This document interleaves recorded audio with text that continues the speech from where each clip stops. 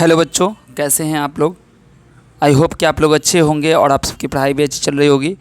आज की वीडियो में हम लोग करने वाले हैं क्लास 7th बिहार बोर्ड की मैथ की बुक का चैप्टर नंबर 11 अध्याय 11 को शुरू। चैप्टर का नाम है सरल समीकरण। ठीक है, सिंपल इक्वेशन। तो सबसे पहले तो समझते हैं कि इक्वेशन कहते किसे हैं। ठीक है, उसके बाद हम लोग इसका जो एक्सरसाइज होगा, एक्सरसाइज 11.1, इसको हम लोग सॉल्व करेंगे। ठीक है, चलिए तो पहले समझते हैं समीकरण कहते किसे हैं। आपकी बुक में दिया गया है, इसको आप ध्यान से पढ़ लीजिएगा। मैं आपको पढ़ के समझा देता हूँ। देखिए, सबसे पहली चीज़ कि यहाँ पर देखिए, ऐसे दो व्यंजक, यहाँ से ऐसे दो व्यंजक, व्यंजक का मतलब एक्सप्रेशन। ठीक है, ऐसे दो व्यंजक। अब व्यंजक क्या होता है, तो जैसे हमने लिखा 5 × 3 + 4, तो ये आपका एक व्यंजक हो गया। ठीक है, तो ऐसे दो व्यंजक जिनके बीच बराबर, यानी कि इस तरीके का बराबर का चिन्ह होता है, समीकरण कहलाता है। बात समझ में आ गई। जब भी आपको दो व्यंजक के बीच में बराबर का चिन्ह मिलेगा, आप कहेंगे कि वो एक समीकरण है, वो एक इक्वेशन है। लेकिन इसके आगे की बात सुन लीजिए। समीकरण में चिन्ह के बाईं ओर के व्यंजक को समीकरण का बायां पक्ष एवं दाहिनी ओर के व्यंजक को समीकरण का दायां पक्ष, यानी कि लेफ्ट हैंड साइड और राइट हैंड साइड कहते हैं। ठीक है, ये मैं अभी समझाऊंगा आपको। LHS एवं RHS के बीच बराबर के अलावा कोई अन्य चिन्ह हो तो वो समीकरण नहीं होता है। जैसे 5x + 4, और यहाँ पर देखो ये लगा हुआ है कि छोटा है 29 से, तो ये जो आप कहोगे ये एक समीकरण नहीं कहलाएगा। यहाँ अगर बराबर का चिन्ह अगर हम दे देंगे तब ये एक समीकरण कहलाएगा। ठीक है, अब एक चीज़ और इसमें बहुत ज़रूरी बात है, अति आवश्यक बात क्या है कि दोनों पक्षों में से, ये पक्ष हो या ये पक्ष हो, में से किसी पक्ष में एक अज्ञात राशि अवश्य होनी चाहिए। मतलब एक अननोन क्वांटिटी, एक अननोन यानी कि जो आपका वेरिएबल यानी कि चर कहलाता है, वो ज़रूर होना चाहिए। x, y, z है ना, या s, t, u कुछ भी हो, मतलब एक आपके पास अज्ञात राशि ज़रूर होनी चाहिए। ठीक है, अब यहाँ पर आपको समझिए कि इस RHS हो या LHS हो, उसको हम आपस में चेंज कर सकते हैं और समीकरण आपका वही रहेगा। जैसे यहाँ पर 5x + 4 = 29 हो गया, तो हम इसे ऐसे लिख सकते हैं 29 = 5x + 4। इसको इधर कर दिया, इस दोनों को इधर कर दिया, आपस में एक्सचेंज कर सकते हैं। ठीक है, तो समीकरण किसे कहते हैं, बात समझ में आ गई। समीकरण कैसे पहचानेंगे और समीकरण होने के लिए कौन सी शर्त सबसे ज़रूरी है, बात समझ में आ गई। चलिए इसके आगे एक चीज़ और समझते हैं। देखिए, जिन समीकरणों में एक चर होता है, एक चर का मतलब एक अननोन क्वांटिटी होगी, जैसे x होगा खाली, ठीक है, या फिर y हो सकता है ना, कोई एक अगर अननोन क्वांटिटी होता है, एक चर होता है, तो वह एक चर वाला समीकरण कहलाता है। अगर 2 या 3 चर होने पर वह 2 या 3 चर वाला समीकरण कहलाता है। एक चर वाले रैखिक समीकरण को अभी आप 7 में और 8 में सॉल्व करेंगे, और 2 चर वाले रैखिक समीकरण को आप लोग 9th में पढ़ेंगे, और उसके बाद 10th में उसका डिटेल आपको एक्सरसाइज देखने को मिलेगा। ठीक है, ये चीज़ समझ में आ गई। अब है समीकरण के हल किसे कहते हैं। तो देखिए, समीकरण का हल क्या होता है, जैसे आपको एक समीकरण दे दिया जाएगा। ठीक है, यहाँ पर x का जो वैल्यू है, x का जो मान है, वो हमें पता नहीं होता है ना, ये एक अननोन अज्ञात राशि है, इसका वैल्यू हमें पता नहीं है। लेकिन अगर आपने कोई एक ऐसी वैल्यू रखी, ठीक है, x की जगह पे कोई भी नंबर आपने सोच के रखा या आपको बताया गया, कैसे भी करके अगर आपने x की वैल्यू को पुट किया, पुट करने के बाद LHS में जितना आया वही RHS होगा, यानी कि RHS में जितना है ना वही आपको LHS में भी आ गया, तो आप कहेंगे कि वह समीकरण का हल है। यानी कि जो वैल्यू आपने x की जगह रखी थी वो क्या है, समीकरण का हल होगा। जैसे ये समीकरण दे दिया, यहाँ पर x = 1 रखा गया। ठीक है, तो देखो 5x कैसे बनता है, 5x, 5 और x को गुना करते हैं, तो 5 × 1, यानी कि x की जगह भी तो हमने 1 रखा है ना, तो 5 ये हमने माना है। ठीक है, अपने लिए खुद से हमने माना, आप 2 भी मान के रख सकते हो, 3 भी रख सकते हो, कुछ भी रख सकते हो। तो हमने x = 1 अगर रखा है यहाँ पर, तो 5 × 1 + 4, तो 5 × 5 + 4 कितना हो गया, 9 हो गया। तो क्या 9 और RHS में जो 29 बराबर है, नहीं। तो इसी तरीके से हम 2, 3, 4 के लिए हम लोग चेक कर सकते हैं खुद से रख के। ठीक है, लेकिन अगर हम 5 रख के देखते हैं तो देखो क्या हो जाएगा, 5x + 4 में अगर हम x की जगह 5 रख देंगे तो 5 × 5 + 4, तो 5 × 25 + 4 यानी कि 29 आ गया, और यही आपका क्या है, RHS में है। ठीक है, तो ये जो 5 हमने रखा है ना x की वैल्यू, यही क्या है, समीकरण का हल है। बात समझ में आ गई। चलिए उसके बाद आगे देखिए। अब ये डिफिनेशन आप याद रख लीजिएगा कि x के ऐसे मान, यहाँ से x के ऐसे मान जिसके लिए समीकरण का बायां पक्ष एवं दायां पक्ष यानी कि LHS और RHS बराबर होता है, x का वह मान समीकरण का हल कहलाता है या वही समीकरण का हल होता है। ठीक है, अब ये चरों की संख्या एवं उनके घात पर डिपेंड करता है, चरों की संख्या कितनी है और उनके घात कितना है। ठीक है, घात मैंने बताया था ना अलजेब्रा में कि बहुपद का जब किसी भी नंबर ये वेरिएबल होता है, चर होता है, उसके ऊपर जो पावर होता है उसको हम लोग घात कहते हैं। ठीक है, एक घात वाले समीकरण में चर का महत्तम घात 1 होता है, ऐसे समीकरण को हम लोग रैखिक समीकरण भी कहते हैं। यानी कि जब एक घात वाले समीकरण को आप देखेंगे तो उसमें चर का जो महत्तम घात होगा वो क्या होगा, 1 होगा। दो घात वाले समीकरण का जो चर का महत्तम घात होगा वो 2 होगा। तो एक घात वाले मतलब कि जिसका महत्तम घात 1 होगा, ऐसे समीकरण को हम लोग रैखिक समीकरण कहते हैं, लीनियर इक्वेशन कहते हैं। अगर आप इंग्लिश में जानना चाहते हैं तो ये याद रखिएगा कि समीकरण जो हमारा रैखिक समीकरण होता है उसको हम लोग लीनियर इक्वेशन कहते हैं। ठीक है, बात समझ में आ गई। अभी हम लोग यहाँ पर एक्सरसाइज 11.1 प्रश्नावली 11.1 11.1 के हल को देखेंगे। देखो, संजू और कैलाश कंचे खेल रहे थे। ठीक है, कंचे खेल रहे थे। संजू के पास x कंचे थे, यानी कि पता नहीं कितने कंचे थे, लेकिन यह है कि x कंचे थे। अब वहाँ पे कुछ भी हो सकता है, 2 भी हो सकता है, 4 भी हो सकता है, 10 भी हो सकता है।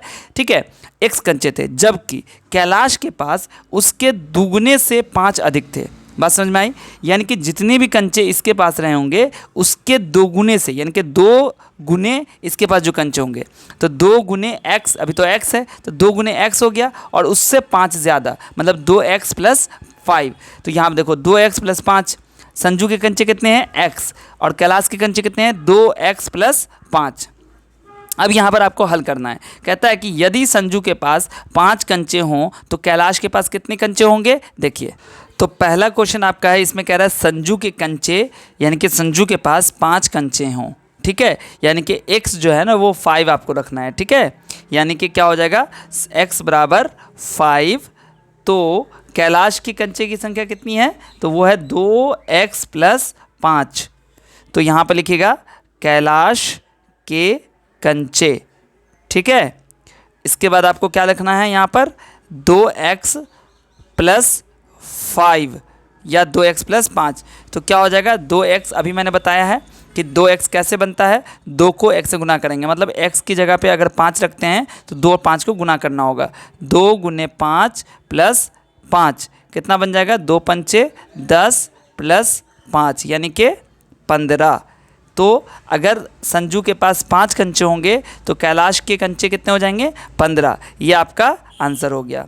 सेकंड में कहता है संजू के पास 8 कंचे हों। आप देखिए बुक लिखा हुआ है सेकंड में, संजू के पास 8 कंचे हों तो कैलाश के कंचों की संख्या क्या होगी। तो संजू के पास 8 कंचे मतलब संजू के कंचे कितने हैं, x, यानी कि x बराबर हमारा कितना हो गया, 8। तो फिर से यहाँ पर लिखेंगे कैलाश के कंचे कितना हो जाएगा, 2x + 5। ठीक है, 2x + 5, तो यहाँ पे भी हो जाएगा 2 × 8 + 5, 2 × 8 + 5। तो 8 में 2 से गुना करेंगे कितना होगा, 16 + 5 कितना हो गया, 21। बात समझ में आ गई। चलिए इसके बाद जो आपका थर्ड क्वेश्चन है, इसमें क्या है कि यदि संजू के 17 कंचे हों तो कैलाश के कंचों की संख्या क्या होगी। तो यहाँ संजू के कंचे फिर से आपको कितने बताए गए, 17, यानी कि x की वैल्यू अब कितनी दे दी गई, 17। हम x क्यों लिख रहे हैं यहाँ पर, क्योंकि संजू के कंचों की संख्या हमने यहाँ पर x मान रखी है, इसलिए संजू के कंचे जितने होंगे वो x के बराबर होंगे। ठीक है, तो x बराबर हो गया 17। तो यहाँ पर आपको क्या लिखना है, कैलाश के कंचे, फिर से वही वैल्यूज़ आप वही इक्वेशन आपको लिख देना है जो आपने यहाँ पर माना है। कितना हो जाएगा, 2x + 5 यानी कि 2 × 17 + 5 कितना हो जाएगा बच्चों, 17 को 2 से गुना कीजिएगा, 34 + 5 यानी कि कितना हो गया, 39। ये हो गया आपका आंसर।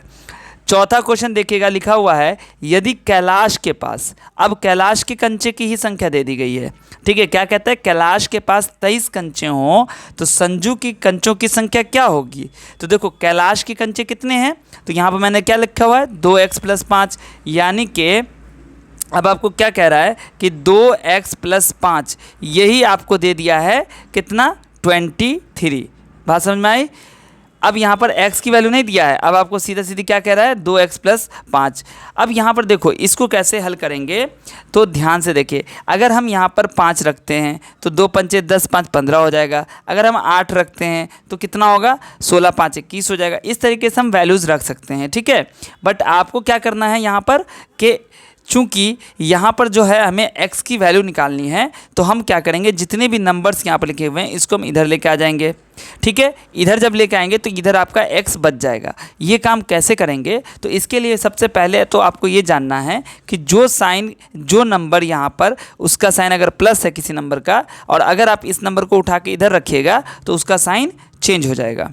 अगर इनटू में है, गुने में है, तो इसको जब इधर लेके आओगे तो वो मल्टीप्लाई जो है वो डिवाइड में चेंज हो जाएगा, भाग का चिन्ह हो जाएगा। अगर भाग में इधर रहेगा तो इधर आके इनटू यानी कि गुना बन जाएगा, ठीक है। बात समझ में आ गई।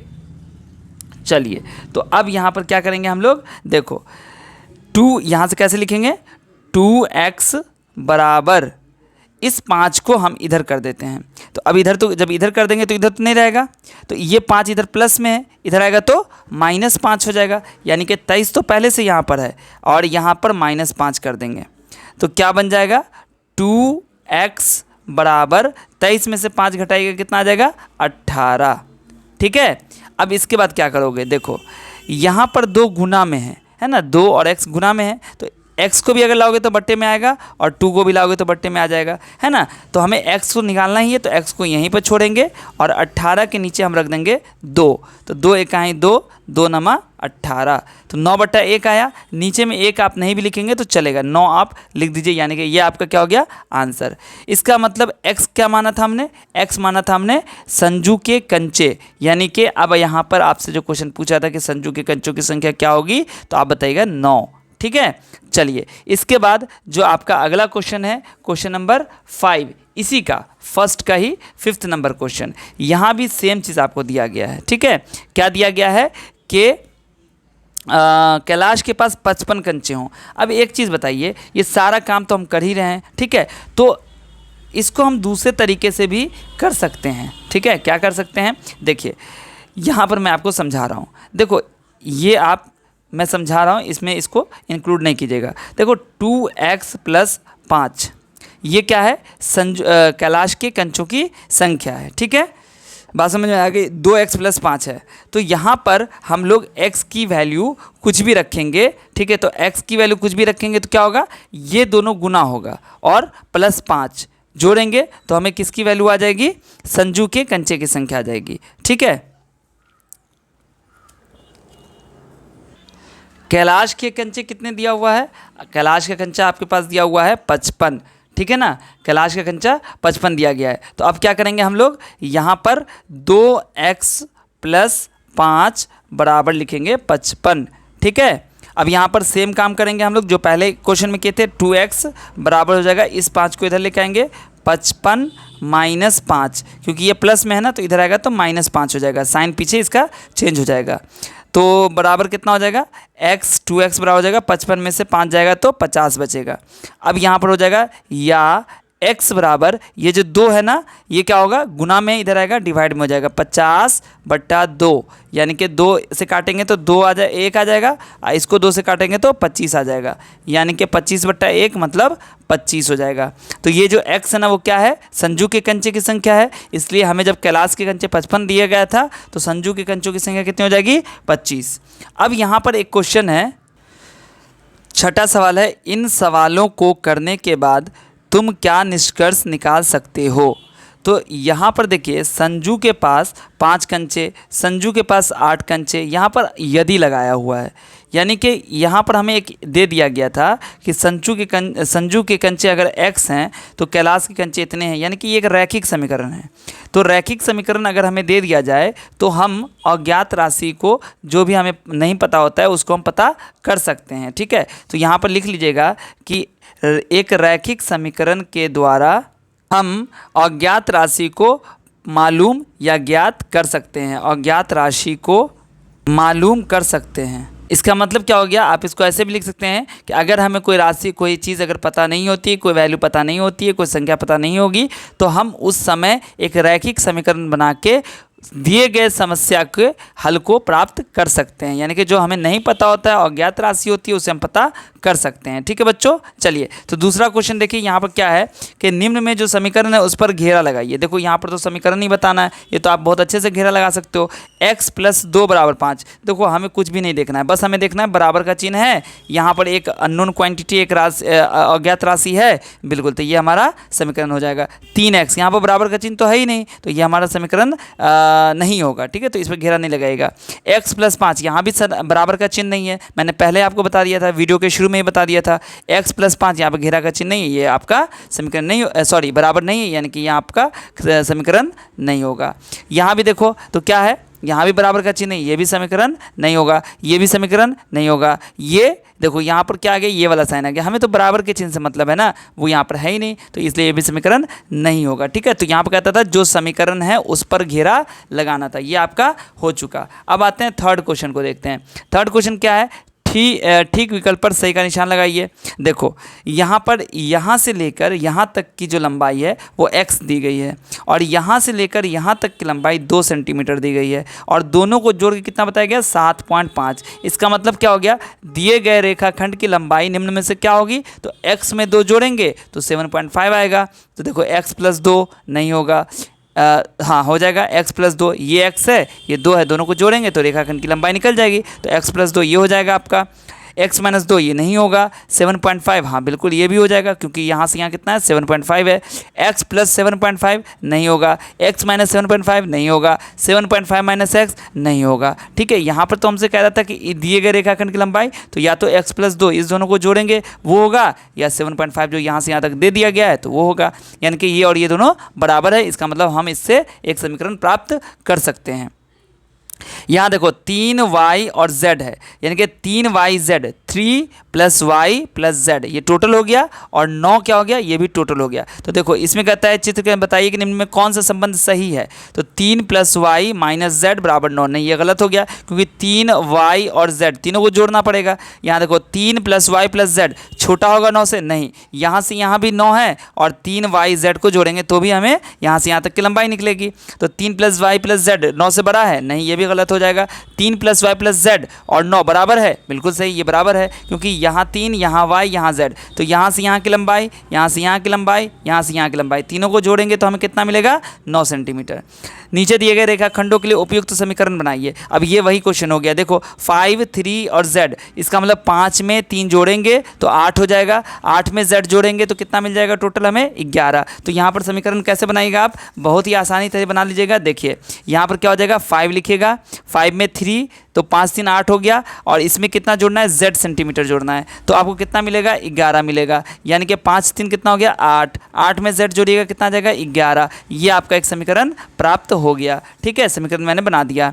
इसके बाद आपका देखिए 15, 2, 2.5 और q है, तो यहाँ भी आपको क्या करना है, इस सबको जोड़ के 7 लिख देना है। ठीक है, यानी कि सॉरी 15 नहीं, 1.5 है, 1.5 प्लस कितना है 2, तो यहाँ पर लिखिएगा 2 प्लस, इसके बाद कितना हो जाएगा 2.5 प्लस, इसके बाद कितनी लंबाई है q, ये हमको पता नहीं है q। अब इस सब को जोड़ेंगे तो कितना आएगा, 7 सेंटीमीटर, तो यहाँ पर 7 लिख देंगे। अब देखो 1.5, 2, 3.5, 3.5 में 2.5 जोड़ेंगे कितना हो जाएगा, 5.5। ऐसे भी जोड़ सकते हो कि 1.5 में 2.5 जोड़ेंगे कितना होगा, 4, सॉरी 1.5 में 2 जोड़ेंगे तो 3.5 हो गया, 3.5 में 2.5 जोड़ेंगे तो कितना हो जाएगा, 6, यानी कि 2.5 और 1.5 कितना हो गया, 4, 4 में 2 जोड़ेंगे 6, तो 6 + q = 7। ये आपका एक इक्वेशन बन गया, समीकरण तैयार हो गया। ठीक है, यहाँ पर भी देखो s और 8, तो s और 8 को जो कितना आएगा, 3s आएगा, यानी कि s + 8 = 3s। ठीक है, ये आपका इक्वेशन बन गया, कोई दिक्कत नहीं है, आप इसको इधर लेके आइएगा, इसको इधर लेके आइएगा तो सॉल्व भी कर सकते हैं। तो ये आपका इक्वेशन बन गया सीधा सीधी, s + 8 = 3s। ठीक है, ध्यान से देखिएगा, यहाँ पर s लिखा हुआ है। ठीक है, s + 8 3s हो जाएगा। ठीक है, चलिए इसके बाद क्या हो जाएगा, यहाँ पर आप देखिए 5 q और p, यहाँ से यहाँ 5 है, यहाँ से यहाँ q है, यहाँ से यहाँ p है, और इधर कितना गया p + 13, यानी कि यहाँ से यहाँ टोटल लंबाई कितनी हो गई, p + 13, मतलब s में कितना जोड़ेंगे, सॉरी 5 है, 5 गलती हो गई, 5 में कितना जोड़ेंगे q में कितना जोड़ेंगे p, और ये टोटल कितना हो जाएगा p + 13, तो ये भी आपका क्या बन गया, एक इक्वेशन तैयार हो गया। इसके बाद क्या है आपका 52 वाला, देखिए ए 15 बी, यानी कि इसको कैसे बनाओगे, तो देखो ए प्लस 15 प्लस इसके बाद क्या है बी प्लस बी, और सबको जोड़ेंगे कितना आ जाएगा 52। इसको देखिए कैसे, इसको ऐसे नहीं छोड़ेंगे, इसको क्या कर देंगे आप, a प्लस ए कितना हो गया 2a प्लस 15 प्लस बी कितना हो गया 2b बराबर 52। ये आपका इक्वेशन हो गया। आप ये भी लिख सकते हैं, कोई दिक्कत नहीं, आप ये भी लिख सकते हैं, लेकिन a 2 बार लिखा हुआ इसलिए हमने 2a लिख दिया, ठीक है।